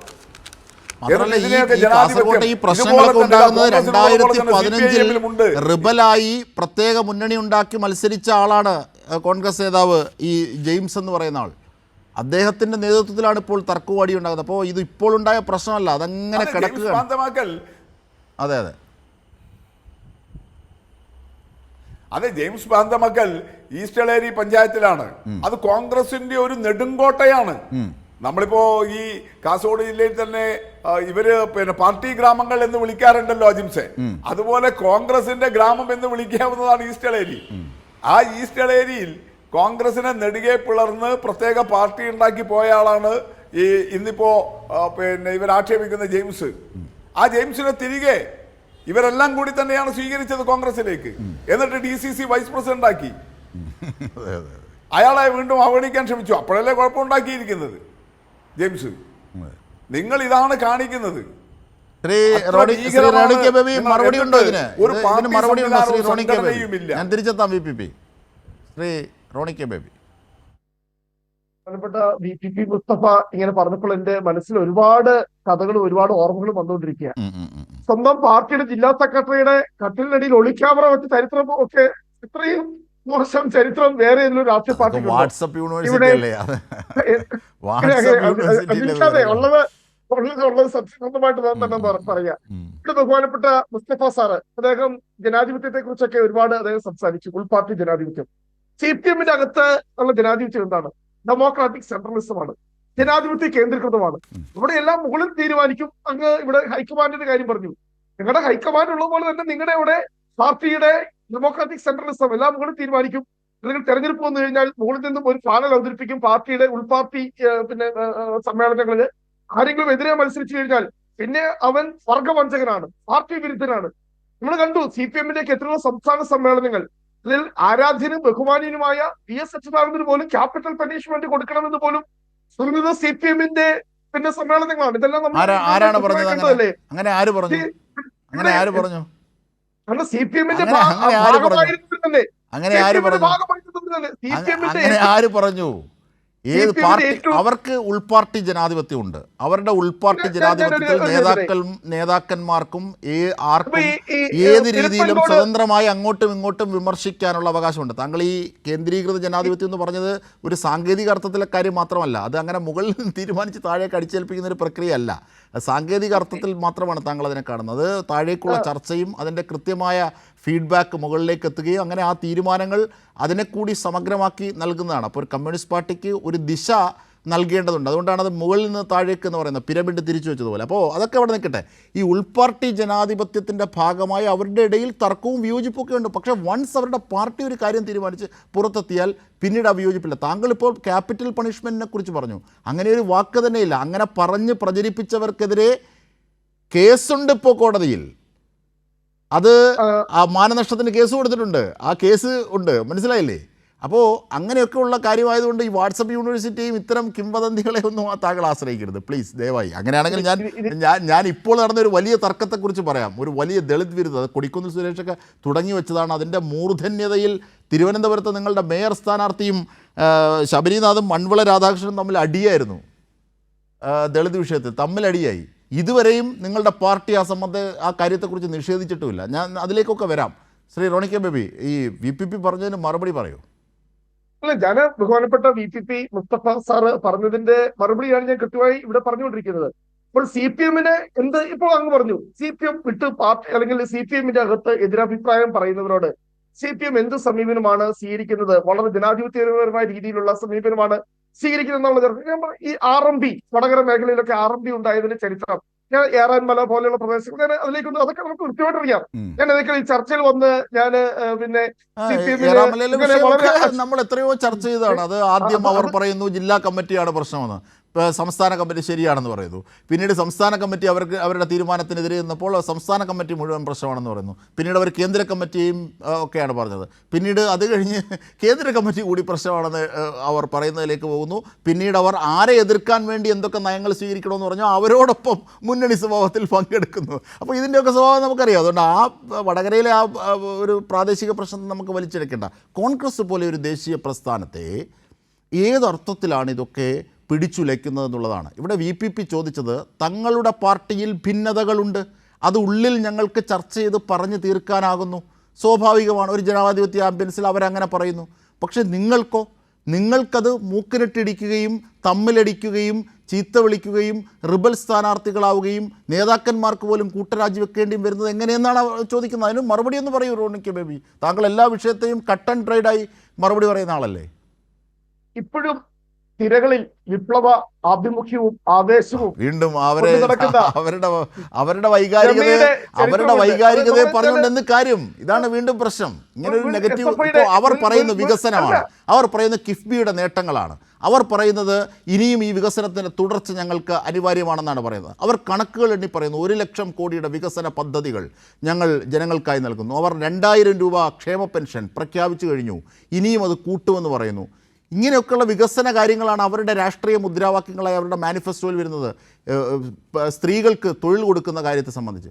പക്ഷേ കോൺഗ്രസ് ഇങ്ങനെ സ്ഥാനാർത്ഥിത്വത്തിന് വേണ്ടി തമ്മിലടിക്കുന്നു, അതിൻ്റെ ദൃശ്യങ്ങൾ വരുന്നു. ഈ താരതമ്യമല്ലേ മുമ്പിൽ നിൽക്കുന്നത് റോണി കെ ബേബി? ഞാൻ രമയുടെയും ടി പി ചന്ദ്രശേഖരന്റെ വിഷയം എടുത്തിടാൻ തുടങ്ങിയപ്പോൾ അതിനിഷാദ് വിഷയം മാറ്റി. അതൊരു പഴയ വിഷയമല്ലേ? അതല്ലല്ലോ കറണ്ടായ വിഷയത്തിലേക്ക് പോകാം. അജിൻഷാദ് സെറ്റ് ചെയ്ത അജണ്ടയിലേക്ക് തന്നെ ഞാൻ വന്നുകൊണ്ട് അല്ല അങ്ങ് പെട്ടെന്ന് വിഷയം. ഓക്കെ, ഈ പറയുന്നത് CPM ആത്മാർത്ഥമായി അവകാശപ്പെടുന്ന രീതിയിൽ ചില പഞ്ചായത്തുകൾ സത്യസന്ധമായി പറ, പദ്ധതി വിഹിതം പൂർണ്ണമായും നിങ്ങൾക്ക് പഞ്ചായത്തുകളിലേക്ക് നിങ്ങൾക്ക് നൽകുവാനായിട്ട് കഴിഞ്ഞിട്ടുണ്ടോ? ഒരു 30% അപ്പുറത്തേക്ക് പദ്ധതി വിഹിതം പഞ്ചായത്തുകൾക്ക് നൽകുവാനായിട്ട് കഴിഞ്ഞിട്ടുണ്ടോ? പഞ്ചായത്തുകളൊക്കെ വലിയ സാമ്പത്തിക വളരെ കടുത്ത സാമ്പത്തിക പ്രതിസന്ധിയിലൂടെയാണ് പഞ്ചായത്ത് കടന്നത്. എത്രയോ തവണ ഈ ഒരു വർഷം 3 ഗഡുക്കളായിട്ടാണ് പദ്ധതി വിഹിതം ബജറ്റിൽ പ്രഖ്യാപിക്കുന്ന പദ്ധതി വിഹിതം പഞ്ചായത്തുകൾക്ക് നൽകേണ്ടത്. പക്ഷെ ഇവിടെ കൃത്യമായി തന്നെ ഇവിടെ കണക്കുകൾ പുറത്തു വന്നിരിക്കുകയാണ്. കഴിഞ്ഞ 5 വർഷം ഈ ബജറ്റില് സംസ്ഥാന ബജറ്റിൽ പഞ്ചായത്തുകൾക്ക് വേണ്ടി മാറ്റിവെച്ച ഈ തുക പഞ്ചായത്തുകൾക്ക് കൃത്യമായി നൽകിയിട്ടില്ല എന്ന് മാത്രമല്ല, പഞ്ചായത്തുകളുടെ തനതുകൊണ്ട് അങ്ങ് പരിശോധിക്കുക, പഞ്ചായത്തുകളുടെ ഇപ്പോഴത്തെ സാമ്പത്തിക അവസ്ഥ പരിശോധിക്കുക. ഇവിടെ 1 ലക്ഷം കോടി, ഇവിടെ ഈ CPM ഒക്കെ പ്രചരിപ്പിക്കുന്ന ഒരുപാട് നുണകളുണ്ട്. കിഫ്ബി ഇത് പറയുന്ന 54,000 60,000 കോടി രൂപ കിഫ്ബി വഴി നൽകി കഴിഞ്ഞു പറയുന്നത് വെറും 30,000 കോടിയെ ഇതൊരു കിഫ്ബി വഴി വിതരണം ചെയ്തത്. അതിന്റെ ഇരട്ടിയാണ് പറയുന്നത് മുഴുവൻ. ഇവിടെ നിങ്ങൾ പറയുന്ന കണക്കിന്റെ പകുതി പോലും ഇവിടെ നടപ്പാക്കുന്നില്ല. കൃത്യമായി ഞാൻ പറയാം, ഇവിടെ 1 ലക്ഷം കോടിയുടെ കണക്ക് ഞാൻ പറഞ്ഞു. പദ്ധതിയിൽ ഒരുപാട് പ്രഖ്യാപിക്കാതെ നമുക്ക് വളർപ്പൊടിക്കാരന്റെ സത്യം പോലെ ഒരു അവരുടെ പ്രഖ്യാപനങ്ങളല്ല, അവർ നടപ്പാക്കിയതിന്റെ കണക്കുകളാണ് അവർ പറഞ്ഞത്. അത് അവരെ അക്കമിട്ട് എണ്ണുന്നുണ്ട്. ഇവിടെ സംസ്ഥാന ബജറ്റിൽ പ്രഖ്യാപിച്ചിരിക്കുന്ന പദ്ധതികളുടെ 47% ഞാൻ ചലഞ്ച് ചെയ്യാം. 47% മാത്രമേ കേരളത്തിൽ നടപ്പാക്കുന്നുള്ളൂ. ബാക്കി തുക മുഴുവൻ എന്താണെന്നറിയോ വക മാറ്റുകയാണ്. മറ്റു പറഞ്ഞാൽ ഈ പഞ്ചായത്തുകൾ ഉൾപ്പെടെ ഞാൻ ഉന്നയിച്ച വളരെ ഗുരുതരമായ ആരോപണമാണ്. ലൈഫ് ഭവന പദ്ധതി ഉൾപ്പെടെ എനിക്ക് നേരിട്ടറിയാവുന്ന എന്റെ പഞ്ചായത്തിൽ ഉൾപ്പെടെ കൃത്യമായി പറ, എത്രയോ ഗുണഭോക്താക്കൾ ലൈഫ് ഭവന പദ്ധതിയിലുള്ള എത്രയോ ഗുണഭോക്താക്കൾക്ക് അവർക്ക് തുടർച്ചയായി കിട്ടേണ്ട ആ വിഹിതം കിട്ടാതെ നമുക്ക് ചർച്ച ചെയ്യാം. ഞാൻ ഒരു കാര്യം ഒന്ന് പറഞ്ഞോട്ടെ, ഞാൻ അടുത്ത അതിഥിയിലേക്ക് പോകുന്നതിന് മുമ്പ്, ലക്ഷക്കണക്കിന് പേർക്ക് പാർപ്പിടമായതാണ്, അവർ അതിൻ്റെ അനുഭവസ്ഥരാണ്, അവർ അതിൻ്റെ ഗുണഭോക്താക്കളാണ്. ഇതുപോലെ ഒരു മഹാൻ പണ്ട് വടക്കാഞ്ചേരിയിൽ തുച്ഛമായ വോട്ടിന് ജയിച്ച നിങ്ങളുടെ ഒരു നേതാവ് പണ്ട് ഈ പാർപ്പിട പ്രശ്നം പറഞ്ഞ് പെട്ടുപോയത് ഓർമ്മയുണ്ടല്ലോ. താങ്കളുടെ ഓർമ്മ പദത്തിലേക്ക് ഞാനതൊന്ന് ഓടിക്കുകയാണ്. ഞാൻ തിരിച്ചെത്താം. ശ്രീ എം ജയചന്ദ്രൻ നവകേരള യാത്രയിലടക്കം പ്രതിപക്ഷ MLA-മാർക്ക് നൽകിയതടക്കം കിഫ്ബി ഫണ്ടുകളുടെ വികസനത്തിൻ്റെ വഴികൾ അടക്കം അതിൻ്റെ കണക്കുകളടക്കം ഇപ്പോൾ പറയുന്ന റോണി കെ ബേബിയുടെ ആരോപണങ്ങൾ ഏതർത്ഥത്തിലാണ് താങ്കൾ കാണുന്നത് ഒരു മാധ്യമപ്രവർത്തകൻ എന്ന നിലയിൽ? പഞ്ചായത്തുകളുടെ തനത് വരുമാനം അടക്കമുള്ള കാര്യത്തിൽ അദ്ദേഹം പറഞ്ഞ ആരോപണങ്ങൾ. ഓക്കെ, അല്ല ഞാൻ ഈ പറയുന്ന അദ്ദേഹം പറഞ്ഞ ശ്രീ റോണി കെ ബേബി പറഞ്ഞ ഈ ആരോപണത്തിനെ സംബന്ധിച്ച് ഒരു ചർച്ചയിൽ മുഴുവനും ഡാറ്റ ചോദിച്ച് സംസാരിക്കാൻ ഞാൻ തയ്യാറാണ്. ഈ സമയം പോരാ, അതിനുവേണ്ടി തന്നെ അദ്ദേഹവും വേണം, ശ്രീ റോണി കെ ബേബിയും വേണം, VPPയും വരട്ടെ, നമുക്ക് ചർച്ച ചെയ്യാവുന്നേ. പിന്നെ ഈ താങ്കളെ പറഞ്ഞത് മുഴുവനും ഈ നമ്മുടെ നടപ്പ് സാമ്പത്തിക വർഷത്തെ ആദ്യത്തെ 4 മാസത്തെ ഒരു കള്ളക്കണക്കാണ് താങ്കൾ പറഞ്ഞിട്ടുള്ളത്. അതിന്റെ വസ്തുതാവിരുദ്ധത ഇവിടെ വെച്ച് പറയാൻ സമയമില്ലാത്തതുകൊണ്ട് ഞാൻ അതിലേക്ക് കടക്കുന്നില്ല. എന്റെ കൃത്യമായിട്ടുള്ള ഡാറ്റാസ് ഉണ്ട്. താങ്കൾ ഈ പറഞ്ഞതല്ല വസ്തുതാവിരുദ്ധമാണ് താങ്കൾ പറഞ്ഞിട്ടുള്ളത്. അത് കറക്റ്റായിട്ട് പറയുന്നതിന് അത് വേറെ ഞാൻ പറഞ്ഞില്ല, വേറെ സമയം തരണം അതിന്. പക്ഷെ ഇവിടെ പ്രശ്നം എന്താണ്? ഇവിടെ നമ്മൾ ചർച്ച ചെയ്തത് തദ്ദേശ തെരഞ്ഞെടുപ്പുമായി ബന്ധപ്പെട്ട് കോൺഗ്രസിലുണ്ടായിട്ടുള്ള UDF-ലുണ്ടായിട്ടുള്ള തർക്കങ്ങളെ സംബന്ധിച്ചാണ് നമ്മളുടെ ഈ ഡിബേറ്റിന്റെ ന്യൂക്ലിയസ് തന്നെ അതാണ്. പക്ഷെ അത് മാത്രമല്ല, എനിക്ക് അതിൻ്റെ അകത്ത് ഒന്ന് ആഡ് ചെയ്യാനുള്ളത് അജിൻഷാദെ, ഇതിന് പുറമെ ഈ UDF-ലെ കോൺഗ്രസും ലീഗും അടക്കമുള്ള തമ്മിൽ തല്ലിന് അതിനേക്കാൾ ഒപ്പമോ അല്ലെങ്കിൽ അതിനേക്കാൾ ഉപരിയായിട്ടോ ഉള്ള പ്രധാനപ്പെട്ട ഒരു വലിയ വിപത്തായി തന്നെ നിൽക്കുന്നതാണ് ഈ SDPI, Welfare Party, Jamaat-e Islami, സഖ്യം എന്ന് തീർച്ചയായും പറയുന്നത്. നമ്മൾ ഓരോ ഘട്ടങ്ങളിലും അത് ചർച്ച ചെയ്തു. ഇന്നിപ്പോൾ കയ്യാങ്കളിയുടെ വിഷയമായതുകൊണ്ടാണ് അതൊന്ന് പരാമർശിച്ചു പോയത്. അത് വലിയ ഗുരുതരമായ പ്രത്യാഘാതങ്ങൾ രാഷ്ട്രീയ രംഗത്ത് ഉണ്ടാക്കുന്നതാണ്. ഈ മതരാഷ്ട്രവാദികളുമായി പാണക്കാട് തങ്ങൾ തന്നെ ഈ ജമാഅത്തെ സ്ഥാനാർത്ഥിയെ പ്രഖ്യാപിക്കുന്ന സ്ഥിതി വന്നിട്ടുണ്ട്. അപ്പൊ കഴിഞ്ഞ ദിവസം പിന്നെ അദ്ദേഹം ശ്രീ റോണി കെ ബേബി പങ്കെടുത്ത ചർച്ചയിൽ അദ്ദേഹം ഒരുപാട് സമയം ചെലവഴിച്ചത് നമ്മൾ ഈ വിഷയം ചർച്ച ചെയ്തതിനും അദ്ദേഹം പറഞ്ഞത് മുഴുവനും പിന്നെ ഏതാണ് ഈ SDPIയുടെയും ഒക്കെ പിന്തുണ LDF വാങ്ങിച്ചില്ലേ, അത് പിന്നെ വെൽഫെയർ പാർട്ടി എന്നാണ് ഉണ്ടായത്. ഈ കാര്യങ്ങളൊക്കെ അതൊക്കെ വാസ്തവത്തിൽ സാർ തെറ്റിദ്ധരിപ്പിക്കുന്നതാണ്. വെൽഫെയർ പാർട്ടി ഉണ്ടാകുന്നത് 2011-ലല്ലേ, അന്നാരാണ് ഭരിക്കുന്നുള്ള താങ്കൾക്ക് അറിയില്ലേ? പിന്നെ മറ്റൊരു കാര്യം, ഈ PDP ഒക്കെ ഒരാവശ്യമില്ലാതെ മദിനെയൊക്കെ താങ്കൾ ഉച്ചരിക്കുന്നത് കേട്ടു. എന്തായിരുന്നു അന്ന്? ഞാനന്ന് സമയമില്ലാത്തതെന്ന് ഞാൻ വിട്ടുപോയ ഒരു കാര്യമാണ് കേട്ടോ അജിംഷാദെ, അതൊന്ന് പൂരിപ്പിക്കാമല്ലോ ഇന്നല്ലേ? അദ്ദേഹം മിനിഞ്ഞാന്ന് പറഞ്ഞതാണ്. അതിന് സമയം ഉണ്ടാകുമോ ഇപ്പോ? പെട്ടെന്ന് അതെ, ഇത്രേ ഉള്ളൂ കാര്യം. അന്ന് പിന്നെ മദിനെ അറസ്റ്റ് ചെയ്തല്ലോ നയനാരുടെ കാലത്ത്. മദിനെ അറസ്റ്റ് ചെയ്യുന്ന നയനാരുടെ കാലത്താണല്ലോ. അപ്പോ അദ്ദേഹം ജയിലിലാവുന്നു. പിന്നീട് പരപ്പന അഗ്രഹാര ജയിലിൽ കാണാൻ പോകുന്ന ആരൊക്കെയാണ്? ഇന്നത്തെ പ്രതിപക്ഷ നേതാവാണ് ഉമ്മൻചാണ്ടി ഉണ്ട്, ഇന്നത്തെ പ്രതിപക്ഷ നേതാവുണ്ട്, പരപ്പനെ കാണാൻ പോകുന്ന മറ്റു പലരും ഉണ്ട് കേട്ടോ. അപ്പോ അവിടെ വെച്ച് ശ്രീ മദനി ഒരു വാക്ക് കൊടുക്കുകയാണ്. മദനിക്ക് ഇവരൊരു വാക്ക് കൊടുക്കുകയാണ്, ഞങ്ങൾ അധികാരത്തിൽ വന്നാൽ, UDF അധികാരത്തിൽ, അടുത്ത അസംബ്ലി തെരഞ്ഞെടുപ്പിൽ UDF അധികാരത്തിൽ വന്നാൽ താങ്കളെ പിന്നെ മോചിപ്പിക്കുന്ന അടക്കമുള്ള നടപടികൾ ഞങ്ങൾ സ്വീകരിക്കും എന്ന് പറയുകയാണ് ഉമ്മൻചാണ്ടി. എക്കേണ്ടന്ന് പോയിട്ടില്ല. പിന്നെ അത് കഴിഞ്ഞ് അധികാരത്തിൽ വന്നല്ലോ ആന്റണി, വലിയ ഭൂരിപക്ഷത്തോടെ ആന്റണി മുഖ്യമന്ത്രിയാകുന്ന സാഹചര്യം ഉണ്ടായല്ലോ. എന്ത് ചെയ്തു? ഒന്നും ചെയ്തില്ല. അപ്പോഴെന്താണ് സംഭവിച്ചത്? മദിനി പറഞ്ഞു അങ്ങനെ കാണാം, പിന്നെ നിങ്ങൾ എന്നോട് പറഞ്ഞിട്ടാണല്ലോ ഈ കാര്യങ്ങൾക്ക് ചെയ്തതെന്ന് പരസ്യമായി പറഞ്ഞതാണ് മദനി. അതിന്റെ തിരിച്ചടിക്ക് എവിടെയാണ് ഉണ്ടായത്? 2004-ലെ പാർലമെന്റ് തെരഞ്ഞെടുപ്പിൽ UDFന്റെ ഇതപര്യന്തമുള്ള തോൽവികളിൽ ഏറ്റവും വലിയ തോൽവിയായിരുന്നില്ല അന്നുണ്ടായിരുന്നത്, ഇല്ലേ? എന്നിട്ട് അത് മുഴുവനും മദനിയോട് കൂട്ടുചേർന്നവരായി താങ്കൾ മിനിഞ്ഞാന്ന് ആരോപിച്ചു. ആരെയാണ്? LDFനെ, CPMനെ.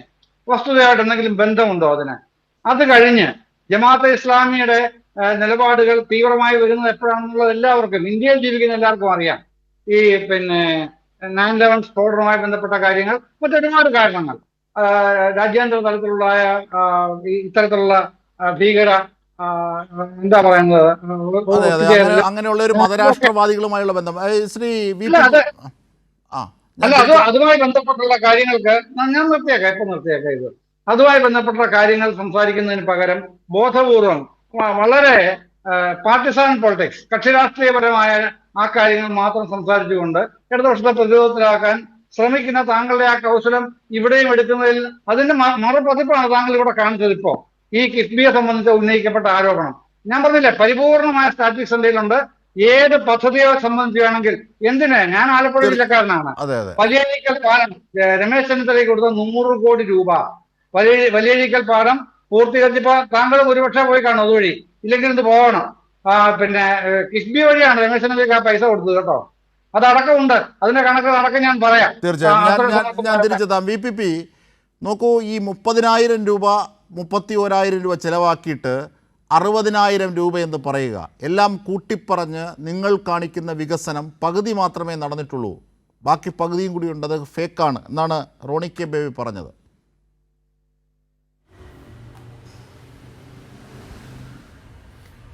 ശ്രീ റോണി പറഞ്ഞ ആ കാര്യത്തിലേക്ക് ഞാൻ വരാം. പക്ഷെ റോണി പിന്നെയും എടുക്കുന്ന നിലപാട്, ഈ കോൺഗ്രസ് ഒരു ജനാധിപത്യ പാർട്ടിയാണ്, CPIMലൊന്നും ജനാധിപത്യമില്ല എന്ന് സ്ഥാപിക്കാൻ വേണ്ടിയാണല്ലോ അദ്ദേഹം ആദ്യം ശ്രമിച്ചത്.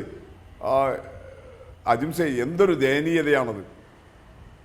ഈ അരാജക പ്രവണതകളെയും തമ്മിൽ തല്ലിനെയും പരസ്പരം പോർവിളിച്ച് കൊല്ലുകയും ചെയ്യുന്ന പ്രവണതയെ പ്രിയപ്പെട്ട റോണി സാർ നിങ്ങൾ ജനാധിപത്യമെന്ന് വിളിക്കല്ല. തൃശ്ശൂരിൽ മധു ഈച്ചരത്തും ലാൽജി കൊല്ലന്നേരും രണ്ടുപേരെയും നിങ്ങളുടെ ഗ്രൂപ്പ് വഴക്കിന്റെ ഭാഗമായിട്ടല്ലേ അവരുടെ കുടുംബാംഗങ്ങളുടെ മുമ്പിലിട്ട് വെട്ടിക്കൊന്നത്. നിങ്ങളിപ്പോ വടകരയിലെ കൊലപാതകത്തിന് വേണ്ടിയിട്ട് ദാഹിക്കുകയല്ലേ, കരയുകയല്ലേ? നിങ്ങളുടെ പാർട്ടിക്കാരല്ലേ പരസ്പരം വെട്ടിക്കൊന്നത്. തൃശ്ശൂരിൽ ക്ഷേത്രത്തിൽ പോയി തൊഴുത് മടങ്ങി വരുമ്പോഴല്ലേ ആ ക്ഷേത്രമുറ്റത്തിട്ട് തന്റെ ഭാര്യയുടെ മുമ്പിലിട്ട് മധു ഈച്ചരത്തിനെ കോൺഗ്രസ് ഗുണ്ടകൾ വെട്ടിക്കൊന്നത്. അതിന്റെ പ്രതികാരമായിട്ടല്ലേ ലാൽജി കൊല്ലന്നൂരിനെ കൊന്നത്. തൃശ്ശൂരിലെ ചാവക്കാട്ടെ കോൺഗ്രസിന്റെ മണ്ഡലം പ്രസിഡന്റ് ഹനീഫയെ കൊന്നതാരാ? അവരുടെ വൃദ്ധിയായ മാതാവ് അന്ന് മാധ്യമങ്ങളോടെല്ലാം വിളിച്ചു പറഞ്ഞില്ലേ, ഒരു കോൺഗ്രസ്സുകാരനും ഈ വീട്ടിലേക്ക് കയറിപ്പോകരുതെന്ന്. സർ, ഞങ്ങളൊക്കെ SFIയിൽ പ്രവർത്തിക്കുമ്പോഴാണ്, അജിംസ് ഓർമ്മിക്കുമായിരിക്കും, റോണി സാർ ഓർമ്മിക്കും, കണ്ണൂർ ജില്ലയിലെ മട്ടന്നൂർ NSS കോളേജിൽ KSU നേതാവും സ്റ്റുഡന്റ് എഡിറ്ററുമായിരുന്ന അബ്ദുൾ ബഷീറിനെ ആ ക്യാൻറ്റീനിലെ കോളേജ് ക്യാൻറ്റീനിലെ വിറക് കൊള്ളികൊണ്ട് പേപ്പട്ടിയെ തല്ലും പോലെ തല്ലിക്കൊന്നത്. നിങ്ങളുടെ കോൺഗ്രസിനകത്തെ ഗ്രൂപ്പ് വഴക്കിന്റെ ഭാഗമായിട്ടല്ലേ സർ? ഇങ്ങനെ എത്രയെത്ര കൊലപാതകങ്ങൾ ഇത് നടത്തിയ നിങ്ങളാണോ? എന്നിട്ട് ചന്ദ്രശേഖരൻ വധക്കേസിനെ കുറിച്ചിട്ട് ഇപ്പൊ മുതലക്കണ്ണീരൊഴുക്കുന്നത്. സ്വന്തം പാർട്ടിക്കാരെ തല്ലിക്കൊന്ന ആളുകൾ, ഇങ്ങനെയെല്ലാം ഈ നാട്ടിനകത്ത് അരാജകത്വം സൃഷ്ടിച്ചവർ. അതുകൊണ്ട് CPIM ചന്ദ്രശേഖരൻ വധക്കേസിൽ ഞങ്ങളുടെ നിലപാട് പറഞ്ഞതാണ്, പാർട്ടിക്ക് അതിലൊരു പങ്കാളിത്തവുമില്ല. അത് പാർട്ടി എടുത്ത നിലപാടാണ്. ഇതിൽ ഏതെങ്കിലും ഒന്നിൽ, ഞാൻ ഈ പറഞ്ഞ ഏതെങ്കിലും ഒന്നിൽ നിങ്ങൾ തള്ളി പറഞ്ഞോ സാർ? നിങ്ങളുടെ കോൺഗ്രസ് അതിലെ പ്രതികളെ നിങ്ങളുടെ പാർട്ടിയിൽ നിന്ന് പുറത്താക്കിയോ? അവരെല്ലാം പിന്നീടും കോൺഗ്രസ് ആയിട്ട് നിൽക്കുകയല്ലേ ചെയ്തത്? ഞാൻ നേരത്തെ പറഞ്ഞല്ലോ, കണ്ണൂരിലെ തളിപ്പറമ്പിൽ K. സുധാകരനെ ബഹുമാനിച്ചിരുന്ന കോൺഗ്രസ്സുകാരനായ രാജേന്ദ്രൻ എന്ന് പറയുന്ന മനുഷ്യന്റെ മകൻ ധീരജിനെ കൊന്ന നിഖിൽ പൈലിയെ നിങ്ങൾ കൊണ്ടുനടക്കുകയല്ലേ ഇപ്പോഴും? അയാൾ ഇപ്പൊ നിങ്ങൾക്ക് തലവേദനയായില്ലേ? കാമാ എന്നൊരു മറുപടി റോണി സാർ പറയാൻ തയ്യാറായോ? അതുകൊണ്ട് നിങ്ങൾ അതിനെയൊന്നും ജനാധിപത്യം എന്ന് വിളിക്കരുത്. അങ്ങേയറ്റം അപകടകരമായ അവസ്ഥയിലേക്ക് ഇങ്ങനെ കോൺഗ്രസ് തമ്മിൽ തല്ലി തീർന്നപ്പോഴല്ലേ നിങ്ങളുടെ സ്ഥാനാർത്ഥിയാക്കാൻ നിങ്ങൾ തീരുമാനിക്കുന്നയാൾ വോട്ടർ പട്ടികയിൽ ഉണ്ടോ എന്ന് പോലും നിങ്ങൾക്ക് പഠിക്കാൻ കഴിയാതെ വരുന്നത്. നിങ്ങളുടെ ആളുകൾ, നിങ്ങൾ സ്ഥാനാർത്ഥിയായിട്ട് തീരുമാനിച്ച ആളുകൾ വോട്ടർ പട്ടികയിൽ പേരില്ലാത്ത എന്തുകൊണ്ടാണ്? എല്ലാ പാർട്ടികൾക്കും വോട്ടർ പട്ടിക ഫ്രീ ആയിട്ട് തരികയാണ് തെരഞ്ഞെടുപ്പ് കമ്മീഷൻ. ഫ്രീ ആയിട്ട് എന്തിനാ തരുന്നത്? അതത് പാർട്ടികളുടെ ബൂത്ത് തലത്തിലുള്ള ആളുകൾ ആ വോട്ടർ പട്ടിക പഠിച്ച് അതിൽ ഇനിയും ചേർക്കാനുള്ളവരെ ചേർക്കണം, അനർഹമായി ഉൾപ്പെട്ടിട്ടുള്ളവരെ നീക്കം ചെയ്യാൻ അപേക്ഷകൾ കൊടുക്കണം. അതിനല്ലേ തെരഞ്ഞെടുപ്പ് കമ്മീഷൻ സൗജന്യമായിട്ട് വോട്ടർ പട്ടിക അംഗീകൃത രാഷ്ട്രീയ പാർട്ടികൾക്ക് തരുന്നത്. അത് കിട്ടിയ സമയത്ത്, അതിനുള്ള സമയവും സന്ദർഭവും തന്ന സമയത്ത് അത് പഠിക്കാതെ നിങ്ങൾ എന്നിട്ട് അതിനും CPMന്റെ മെക്കെട്ട് കയറുകയല്ലേ ചെയ്യുന്നത്? ഞങ്ങളെന്തോ ഇല്ലാത്തയാളെ എങ്ങനെ നീക്കം ചെയ്യാൻ വേണ്ടി കഴിയും? കോഴിക്കോട്ട് VM വിനു എന്ന ആളുടെ പേര് വോട്ടർ പട്ടികയിലേ ഇല്ല. ഉണ്ടെങ്കിൽ ശരി, അത് നീക്കം ചെയ്യാൻ കൊടുക്കാം. നിങ്ങൾക്ക് തിരുവനന്തപുരത്ത് അങ്ങനെ ഒരു ന്യായം പറയാം. ഇല്ല, തിരുവനന്തപുരത്ത് വേണമെങ്കിൽ അജിംസ ഒരു ന്യായം പറയാം. കരട് പട്ടികയിൽ പേരുണ്ടായിരുന്നു വൈഷ്ണവയുടെ, നീക്കം ചെയ്യാൻ വേറൊരാള് അപേക്ഷ കൊടുത്തതാണ്, അവിടെ അവരുടെ സ്ഥിരതാമസം ഇല്ലാത്തത് കൊണ്ട്. എന്നാൽ കോഴിക്കോട്ട് അതുപോലെ നിങ്ങൾക്ക് പറയാൻ കഴിയില്ലല്ലോ. ഇങ്ങനെ കോൺഗ്രസ് അതിന്റെ സംഘടനയില്ല. നിങ്ങൾ അരാജകത്വത്തിലേക്കും അങ്ങേയറ്റം ജനാധിപത്യ വിരുദ്ധതയിലേക്കും പോവുകയാണ്. ഇതാണ് ബീഹാറിൽ ഉൾപ്പെടെ കാണുന്നത്. ഇത് നിങ്ങൾ കാണും. താങ്കൾ പറയുന്നത് ഇവിടെ ഒരു വികസനവും നടക്കുന്നില്ല, പിണറായി ഗവൺമെന്റ് ഒരു ഫണ്ടും കൊടുക്കുന്നില്ല. എറണാകുളത്ത് ഇപ്പൊ ജില്ലാ പഞ്ചായത്തിന്റെ അവകാശവാദം എന്താ? എറണാകുളം ജില്ലാ പഞ്ചായത്ത് കഴിഞ്ഞ 5 വർഷം അജിംസ UDF ആണ് ഭരിച്ചത്. അവരിറക്കിയിട്ടുള്ള 5 വർഷത്തെ വികസന നേട്ടത്തിന്റെ പട്ടിക റോണി സാർ കണ്ടോ? എറണാകുളം ജില്ലാ പഞ്ചായത്തിന് ഈ 5 വർഷം കൊണ്ട് അവരിപ്പോ ഈ തെരഞ്ഞെടുപ്പിൽ അവർ മുന്നോട്ട് വെച്ച ഈ വികസന നേട്ടങ്ങളുടെ പ്രോഗ്രസ് കാർഡ് വെച്ച് ഈ വികസനം ചെയ്യാനുള്ള ഫണ്ട് എവിടുന്നാണ് സാർ കിട്ടിയത്? അത് കോൺഗ്രസ് ഓഫീസിൽ നിന്ന് കൊണ്ടുവന്നതാണോ? KPCC കൊടുത്തതാണോ? ആടെ നിങ്ങൾ വയനാട്ടിലെ ദുരന്ത ബാധിതർക്ക് വേണ്ടി പറഞ്ഞ വീടെടുക്കാൻ വേണ്ടി പിരിച്ച കാശ് പോലും പുട്ടടിക്കുന്ന പാർട്ടിയായിട്ട് നിങ്ങൾ മാറിയില്ലേ? പിന്നെ എവിടെയാ നിങ്ങൾക്ക് വയനാട് എറണാകുളത്തെ നിങ്ങളുടെ ജില്ലാ പഞ്ചായത്തിന് ഫണ്ട് കൊടുക്കാൻ കഴിയുക? വയനാട് ജില്ലയും മലപ്പുറം ജില്ലയും 2 ജില്ലാ പഞ്ചായത്തുകളും ഇപ്പൊ തെരഞ്ഞെടുപ്പിലേക്ക് ഇറങ്ങി. അവിടുത്തെ UDF ഭരണസമിതികൾ കഴിഞ്ഞ 5 വർഷത്തെ തങ്ങളുടെ വികസന നേട്ടം പത്രങ്ങളിൽ പരസ്യം കൊടുക്കുന്നു, വലിയ നിലയിൽ സോഷ്യൽ മീഡിയയിൽ പ്രചരണം ചെയ്യുന്നു. ഈ 5 കൊല്ലം കൊണ്ട് വയനാട്ടിലെയും മലപ്പുറത്തെയും UDFന്റെ നേതൃത്വത്തിലുള്ള ജില്ലാ പഞ്ചായത്തുകൾ ഇത്രയും വലിയ വികസനം എവിടുന്നാണ് സാർ ഫണ്ട് കിട്ടിയത്? നിങ്ങൾക്ക് വേണ്ടിയിട്ട് കള്ളപ്പണം പ്രത്യേകം നിങ്ങൾ അവിടെ അടിച്ചുണ്ടാക്കിയോ? പിണറായി തരാത്തത് കൊണ്ട്. കണ്ണൂർ കോർപ്പറേഷൻ വലിയ പട്ടികയാണ് വികസന നേട്ടമായിട്ട് അവതരിപ്പിച്ചിരിക്കുന്നത്. അവിടുത്തെ UDFന്റെ നേതൃത്വമാകെ വാർത്താ സമ്മേളനം നടത്തിയിട്ടാണ് കണ്ണൂർ കോർപ്പറേഷന്റെ വികസന നേട്ടങ്ങളുടെ പട്ടിക പുറത്തിറക്കിയത്. എവിടുന്നാണ് സാർ പൈസ കിട്ടിയത്? എവിടുന്നാണ് സാർ ഫണ്ട് കിട്ടിയത്? ഓരോ പഞ്ചായത്തും അവകാശപ്പെടുന്നു ഞങ്ങളുടെ കേരളത്തിൽ LDF മാത്രമല്ലല്ലോ ഭരിക്കുന്നത്. ഒരു 10-300 ഭരണസമിതികൾ തദ്ദേശ സ്വയംഭരണ സ്ഥാപനങ്ങളിൽ UDFന്റേത് കൂടിയില്ലേ? അവിടെ എല്ലാം ഈ തെരഞ്ഞെടുപ്പ് സമയത്ത് അവകാശം എന്താ? ഞങ്ങളുടെ 5 വർഷത്തിനിടയിൽ ലൈഫ് മിഷന്റെ ഭാഗമായി ഇത്ര വീടുകൾ കൊടുത്തു. അങ്ങനെ 4,71,000 വീടുകൾ കേരളത്തിലാകെ കൊടുത്തു എന്നുള്ളത് ഈ തദ്ദേശ സ്വയംഭരണ സ്ഥാപനങ്ങൾ LDF ഭരിക്കുന്നതും UDF ഭരിക്കുന്നതും 10-15 BJP ഭരിക്കുന്നതും എല്ലാവരും അവകാശപ്പെടുകയാണ് അജിംസെ. അങ്ങനെ ആ കണക്കുകൾ എടുത്തപ്പോൾ കേരളത്തിലാകെ 4,71,000 വീടുകൾ എന്ന് പറഞ്ഞാൽ 10 മിനിറ്റിൽ ഒരു വീട്, 10 മിനിറ്റിൽ ഒരു വീട് കേരളത്തിൽ ഈ കാലയളവിൽ പൂർത്തീകരിച്ചു തദ്ദേശ സ്വയംഭരണ സ്ഥാപനങ്ങൾ. നമ്മുടെ കോവിഡ് വന്നു, പ്രളയം വന്നു. ഈ പ്രതിസന്ധികളെ അതിജീവിക്കാൻ കേരളത്തിലെ ഗവൺമെന്റ് അതിന്റെ ഏറ്റവും പ്രധാനപ്പെട്ട ഇംപ്ലിമെന്റിംഗ് ഏജൻസികളായിട്ട് നിയോഗിച്ചത് ആരെയാ? ഈ തദ്ദേശ സ്വയംഭരണ സ്ഥാപനങ്ങളെയല്ലേ. എങ്ങനെയാണ് ആ പ്രതിസന്ധി സമയത്ത് തദ്ദേശ സ്വയംഭരണ സ്ഥാപനങ്ങൾക്ക് അത്രയും മാതൃകാപരമായിട്ട് പ്രവർത്തിക്കാൻ കഴിഞ്ഞത്? എവിടുന്നാണ് സർ ഫണ്ട് കിട്ടിയത്? നിങ്ങൾ എന്താ ചെയ്തത്? കേരളത്തിലെ അധികാര വികേന്ദ്രീകരണ പ്രക്രിയക്ക് പുതിയ അന്തസ്സും ഭാവവും നൽകിയ ജനകീയാസൂത്രണം, ആ പീപ്പിൾസ് പ്ലാനിങ്ങിനെ 2001 നിങ്ങളുടെ ഭരണം വന്നപ്പോൾ ജനകീയാസൂത്രണം എന്ന പേര് തന്നെ മാറ്റി നിങ്ങൾ അന്ന് കേരള വികസന പദ്ധതി എന്ന് പേരിട്ടു. 2006 വീണ്ടും VSന്റെ LDF ഗവൺമെന്റ് വന്നപ്പോൾ ഞങ്ങൾ ജനകീയാസൂത്രണത്തെ വീണ്ടും കൊണ്ടുവന്നു. അതിനുശേഷം 2011 നിങ്ങളുടെ ഭരണം വന്നു. 2001 ചെയ്തതുപോലെ നിങ്ങൾ എന്തേ ജനകീയാസൂത്രണം എന്ന പേര് മാറ്റിയിട്ട് കേരള വികസന പദ്ധതി എന്ന് രണ്ടാമതും കൊണ്ടുവന്നില്ല? നിങ്ങൾക്കുൾപ്പെടെ അംഗീകരിക്കേണ്ടി വന്നു ജനകീയാസൂത്രണത്തിന്റെ മികവിനെ. അത് അധികാര വികേന്ദ്രീകരണ പ്രക്രിയയിൽ ഉണ്ടാക്കിയിട്ടുള്ള ജനകീയാസൂത്രണ പ്രസ്ഥാനത്തിന്റെ അത് ജനങ്ങൾ സ്വീകരിച്ചതിന്. തീർച്ചയായും അധികാര വികേന്ദ്രീകരണത്തിന്റെ വലിയ മാതൃകകൾ അന്ന് ജനങ്ങൾക്ക് ആടും കോഴിയും ഒക്കെ നൽകി ഈ ഫണ്ടുകൾ ഇല്ലാതാക്കുന്നു എന്ന ആക്ഷേപമായിരുന്നു കോൺഗ്രസ് വരുത്തിയത്. എന്തായിരുന്നാലും വികസന പന്ഥാവും ഒപ്പം എതിർവശത്തുള്ള ഈ ഗ്രൂപ്പ് പോരുകളുടെ അടിയുമാണ് ജനങ്ങളുടെ മുമ്പിൽ തദ്ദേശ സ്വയംഭരണ തിരഞ്ഞെടുപ്പുമായി ബന്ധപ്പെട്ട് ഇന്നത്തെ കാഴ്ചകൾ. അതാണ് നമ്മൾ പങ്കുവച്ചതും ചർച്ച ചെയ്തതും. എന്തായാലും വടി തന്നെ അടിയായി തിരിച്ച് കോൺഗ്രസിന് എത്തുന്നതാണ് ഇപ്പോൾ ഈ വികസനത്തെ സംബന്ധിച്ച് പറഞ്ഞ ആക്ഷേപം ശ്രീ പ്രൊഫസർ റോണി കെ ബേബിക്ക് മറുപടിയായി VPPയും M ജയചന്ദ്രനും പറയുന്നത്. എന്തായിരുന്നാലും കാര്യങ്ങൾ അതിൻ്റെ വഴിക്കും മുമ്പോട്ട് പോകട്ടെ, പക്ഷേ ജനങ്ങളെ അരാഷ്ട്രീയവാദികളാക്കുന്ന രീതിയിൽ പെരുമാറരുത്. ന്യൂസ് ആൻഡ് വ്യൂസ് ഇവിടെ പൂർണ്ണമാവുകയാണ്.